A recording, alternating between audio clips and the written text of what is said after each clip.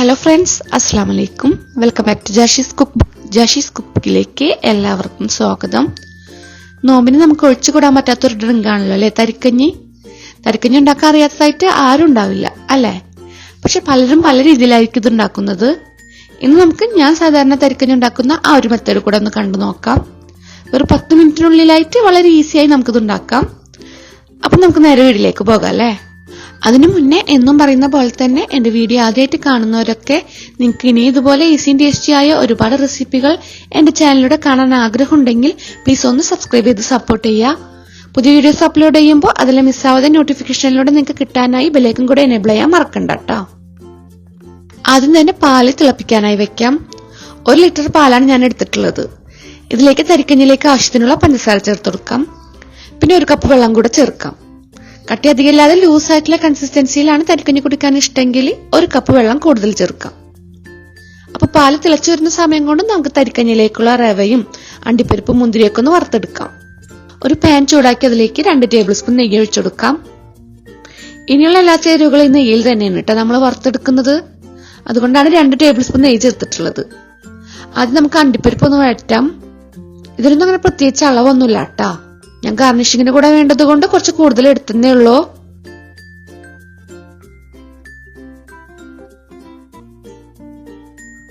അണ്ടിപ്പരിപ്പിന്റെ colour ഒന്ന് change ആയി വരുമ്പോ നമുക്ക് ഉണക്കമുന്തിരി ചേർക്കാം.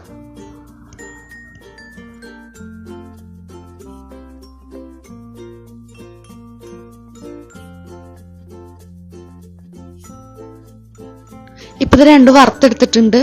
ഇനി ചുവന്നുള്ളിയും ഒന്ന് വറുക്കാം. ഇതും കൂടുതലൊന്നും വേണമെന്നില്ല, 3-4 എണ്ണൊക്കെ മതിയാകും. ഇനി ചുവന്നുള്ളി തരിക്കഞ്ഞിൽ ഇഷ്ടമില്ലാത്തവരുണ്ടെങ്കിൽ ഒഴിവാക്കാട്ടോ, കുഴപ്പമൊന്നുമില്ല. പക്ഷെ നല്ലൊരു ഫ്ലേവറാണ് ഇത് ചേർത്താലുണ്ടാവുക. ചുവന്നുള്ളി അധികം വലുപ്പത്തിലല്ലാതെ നൈസായിട്ട് അരിയാൻ ശ്രദ്ധിക്കാട്ടോ.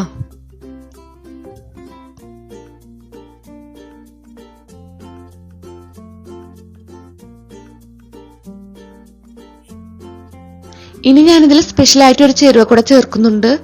അത് വേറെ നല്ല തേങ്ങാക്കൊത്താണ്. പലരും ചേർക്കാറുള്ളത് തന്നെ ആയിരിക്കും. ഇതുവരെ തേങ്ങാക്കൊത്ത് ചേർത്ത് തരിക്കഞ്ഞി ഉണ്ടാക്കാത്തവര് ഒരു പ്രാവശ്യം ഒന്ന് ട്രൈ ചെയ്ത് നോക്കട്ടാ. നിങ്ങൾക്ക് തേങ്ങാക്കൊത്തിന് പകരം തേങ്ങ ചിരകിയത് ഏറ്റവും ലാസ്റ്റ് തരിക്കഞ്ഞിയിലേക്ക് ഡയറക്റ്റ് ആയിട്ടോ അല്ലെങ്കിൽ ഇതുപോലെ നെയ്യിൽ വറുത്തിട്ടോ ചേർക്കാം. ഇത് ചേർത്താൽ തരിക്കഞ്ഞിയിൽ തേങ്ങയുടെ ഒരു സ്പെഷ്യൽ ഫ്ലേവർ കൂടെ കിട്ടും.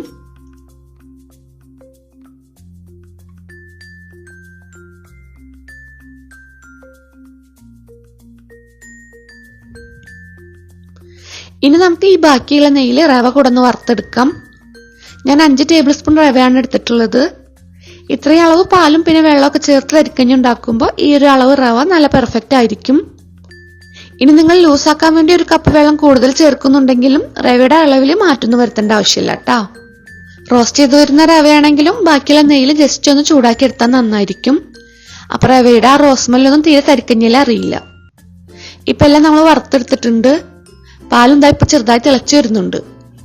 നമുക്കിതിലേക്ക് മധുരം ബാലൻസ് ആക്കാൻ വേണ്ടി കുറച്ച് ഉപ്പ് ചേർക്കാം. പിന്നെ ഏലക്കായ 3-4 എണ്ണം ചതച്ചോ അല്ലെങ്കിൽ ഏലക്കായുടെ പൊടിയോ ചേർത്തെടുക്കാം.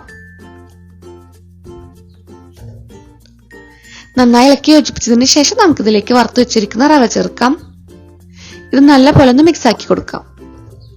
റവ അടിയിൽ പിടിക്കാതിരിക്കാൻ ഇടയ്ക്കിടയ്ക്ക് നന്നായി ഒന്ന് ഇളക്കി കൊടുക്കാം. 1-2 മിനിറ്റ് മീഡിയം ഫ്ലെയിമിൽ തിളപ്പിച്ചതിന് ശേഷം നമുക്കിതിലേക്ക് 2 ടേബിൾ സ്പൂൺ സേമിയ ചേർത്ത് കൊടുക്കാം. സേമിയ വേണമെങ്കിൽ റവയുടെ കൂടെ ഒന്ന് വറക്കാട്ടോ. ഇത് ഓപ്ഷണലാണ്, ഇഷ്ടമാണെങ്കിൽ മാത്രം ചേർത്താൽ മതി. ഇപ്പൊ റവയും സേമിയൊക്കെ നന്നായി വെന്ത് ഇത് ചെറുതായി കുറുകി വന്നിട്ടുണ്ട്. ഇനി നമുക്കിതിലേക്ക് വറുത്ത് വെച്ചിരിക്കുന്നതെല്ലാം ഒരുമിച്ച് ചേർത്ത് കൊടുക്കാം. നന്നായി ഇളക്കി യോജിപ്പിച്ചതിന് ശേഷം ഫ്ലെയിം ഓഫ് ആക്കാം. തരിക്കഞ്ഞി നിങ്ങൾക്ക് അറിയാലോ, ചൂടാറും തോറും കുറുകി വരും. എല്ലാവർക്കും ഉണ്ടാക്കാൻ അറിയുന്നത് തന്നെയാകും. ഞാൻ ഉണ്ടാക്കാറുള്ള മെത്തേഡ് കൂടെ ഒന്ന് ഷെയർ ചെയ്തേ ഉള്ളൂ. അപ്പൊ ഈ ഒരു കൺസിസ്റ്റൻസിയിൽ തരിക്കഞ്ഞി കുടിക്കാൻ ഇഷ്ടമുള്ളവര് ഞാൻ പറഞ്ഞിട്ടുള്ള സെയിം അളവിൽ പാലും വെള്ളവും റവയൊക്കെ ചേർത്ത് ഒന്നുണ്ടാക്കി നോക്കുക. ട്രൈ ചെയ്താൽ ഫീഡ്ബാക്ക് കമന്റായി അറിയിക്കാൻ മറക്കണ്ട. വീഡിയോ ഇഷ്ടപ്പെട്ട ലൈക്ക് ഷെയർ ഒക്കെ ചെയ്യാട്ടോ. വീഡിയോനെ പറ്റിയുള്ള അഭിപ്രായം കമന്റായി തന്നെ അറിയിക്കുക. അപ്പൊ ഇൻഷാ അല്ലാഹ് ഈസി ടേസ്റ്റി വെറൈറ്റിയുമായിട്ടുള്ള റെസിപ്പിയുമായി അടുത്ത വീഡിയോയിലൂടെ കാണുന്നത് വരേക്കും ബൈ, അസ്സലാമു അലൈക്കും.